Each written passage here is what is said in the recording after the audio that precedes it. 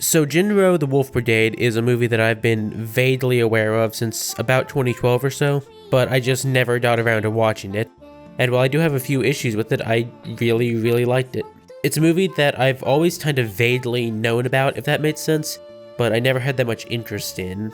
I don't know why, because it really is kind of right up my alley in terms of what I usually like. I remember I first heard about it way back on the My Anime List forums, back when people actually used forums. Remember that? Those were good times.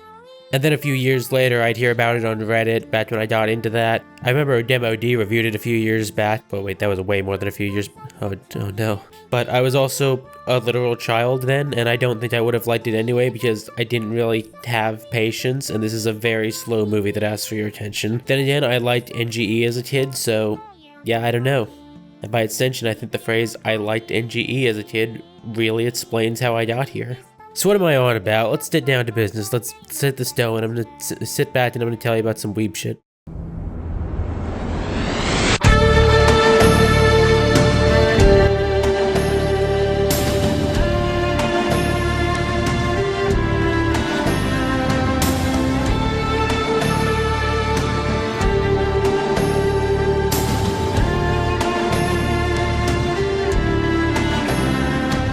Jin-Roh the Wolf Brigade is a movie released in 2000 by Production IG. Who's Production IG? Oh, you know, they're the people who worked on... Yeah, so Production IG is one of those industry giants in anime. They have done so much classic stuff. Like, look at this guy, he loves it. That said, Jin-Roh has really gotten a lack of recognition compared to its peers like Ghost in the Shell. It's a genuinely shockingly well-staffed anime. The more you look into it, the more you see people you'll recognize if you're familiar with the medium. Directing, you've got Hiroyuki Otiura, who actually got his start directing this, and while he's worked on a lot of projects I recognize, he unfortunately hasn't really directed anything else, which is a shame because while I do have criticisms of Jin-Roh, I think he did a great job overall. The actual writer of Jin-Roh is Mamoru Oshii, very loosely adapting his own manga, Kerberos Panzerkopf. The original plan was that he would direct this as an OVA series, but after the success of Ghost in the Shell, Production IG wanted another movie. As for Oshii himself, you might recognize him as the director of Angel's Head and the aforementioned Ghost in the Shell. He was actually reluctant to give up the director position and just be a writer, and while I do think that what resulted was a genuinely great movie, I do wish that we got to see what he would have done with it, as just from seeing his other things, I do think it would have come out pretty differently.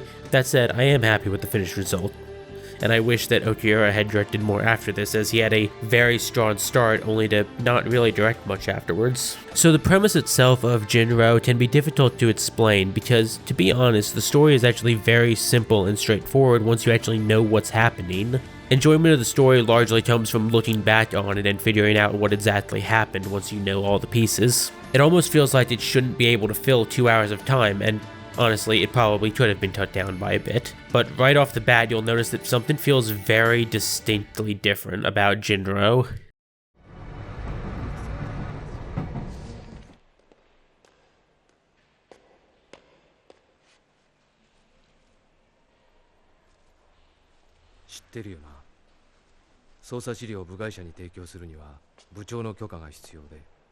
Jin-Roh is quiet, usually at least. Muted is the way I would describe it. Everything is very washed out and drab, and people tend to talk quietly and calmly. Anime tends to exaggerate its characters' behaviors quite a bit, and while I'm not one to shit on anime for that, I do think that there's something to be said for an anime that can let its characters breathe. I've seen some people call the characters of Jin-Roh boring or plain, and while I wouldn't disparage someone for not liking it, I do think that that's because it's a movie that demands you really understand what's being said and keep track of what's happening. And given how slow it is, I'm not going to fault anyone for not being into that. It's not for everyone, but for me, I do find something almost calming about watching Jin-Roh. It very much feels like watching a real world. People are usually pretty calm and tend to talk in a realistic tone, even if dialogue itself can be a bit overly flowery. And to be honest, some of those metaphors do come off very heavy-handed. So before I get too far in, let's talk about what Jin-Roh actually is.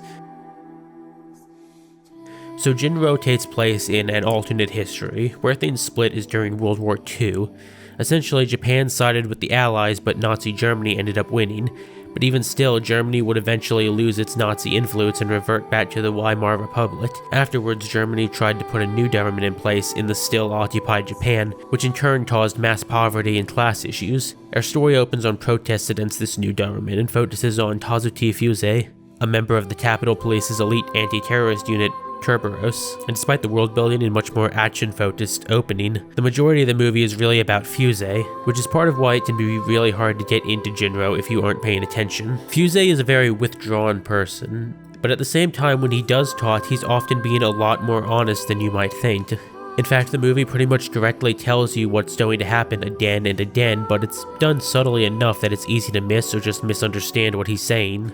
The first time I finished Jin-Roh, I had very mixed thoughts on it. On one hand, there were things I didn't like. As mellow as the movie can be, the symbolism was sometimes heavy-handed, and it genuinely does repeat its metaphors too often, I would say. There is a point to them, but they are still a little too heavy-handed. At the same time, I kept thinking about it again and again, and I wasn't exactly sure why. And I think that's because even more than the story itself, the world of Jin-Roh feels so real. I want more of it. And a big part of that is because of the animation. Again, everything is very muted, like the middle of winter when it's all gray out. I'm in Florida, we don't have snow here, just it's gray here, but moving on. The art of everything is drawn in such a real way. Everyone looks like a person. As weird as that might be to say, everyone looks like a real, living person with different clothes, different lives, different hopes and dreams. And at the same time, they feel fragile because of that, which makes the Kerberos unit feel particularly terrifying, like seeing a man stand next to a tank. Even if you know there's no reason for things to turn violent at that particular moment, it's the knowledge of just how powerful it is and how easy it would be for things to go badly that can make it feel more tense.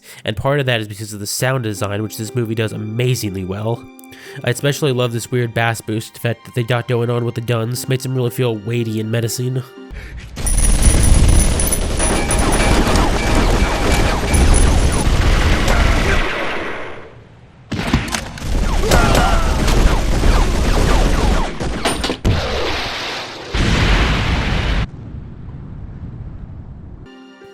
Something that I briefly touched on that I think is important to mention is that Jin-Roh is a movie with two layers. The first time watching is when you really pick up some of its themes, but you might have trouble following the actual plot itself and seeing how they fit together. The second time is where things really come together and have a different feel now that you know what's happening. And given that the movie is 2 hours long, I can see that being a bit asked of someone. If you're familiar with Mamoru Oshii, then you probably have an idea of what I mean. A lot of his work, especially Ghost in the Shell and Angel's Head, tend to be so heavy on symbolism and trying to find your own meaning that they often require an extra level of attention and thought to get the most out of them.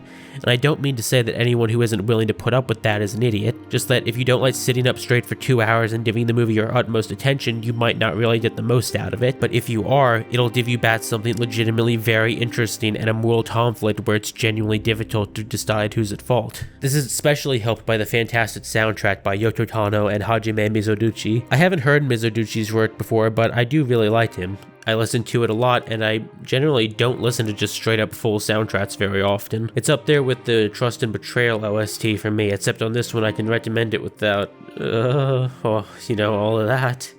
Whew, let's not talk about that right now. With all of that said though, I'm going to talk about spoilers now. I've given you my thoughts on the actual quality of the anime, so if you decide to watch it, which I thoroughly recommend, skip to this timestamp on screen. It'll be linked in the comments.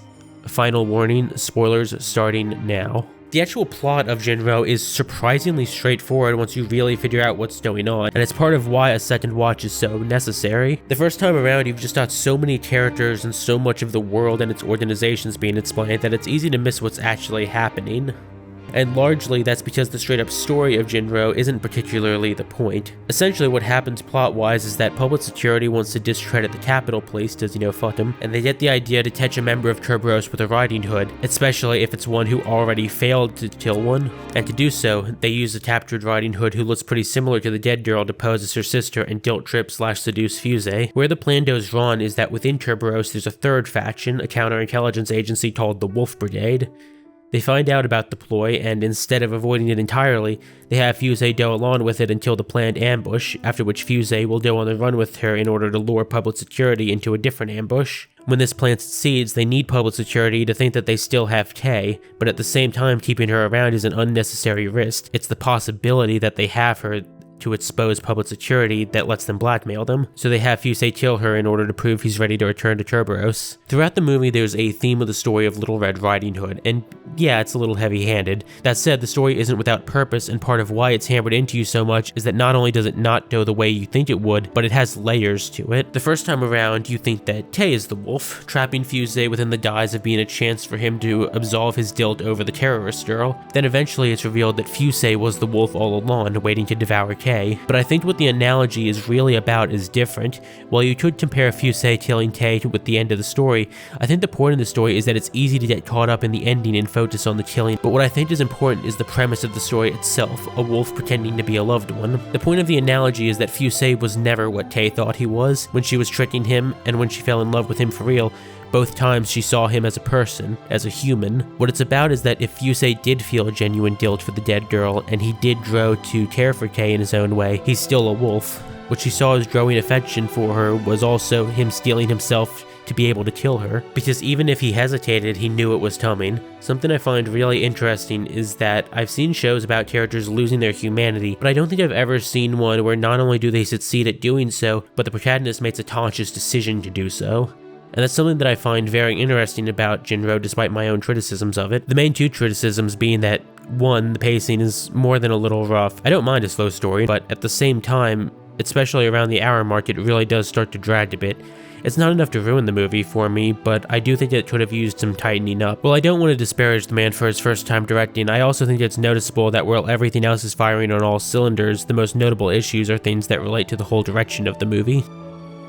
The second related issue I have is that while I find the Red Riding Hood analogy to be very interesting and serve multiple purposes within the story, it's still heavy-handed and it gets to a point where I start to tune it out like, yeah, I get it. In some scenes it matches very well, like when Fusei has the dreams of Tay being torn apart by wolves, foreshadowing what he's leading her to. At the same time, it starts to get repetitive when scenes of Fusei and Tay together are nearly always accompanied with passages from the story. I do think that this has a point, but it's reiterated a bit too much, and it starts to feel forced, even if I think that the meaning is interesting.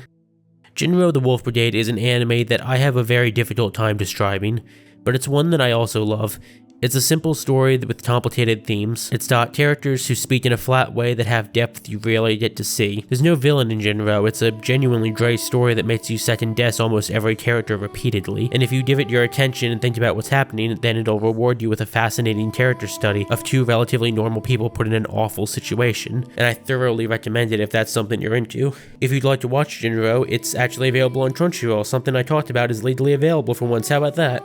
So until next time, thanks for watching, and I hope I'll see you again.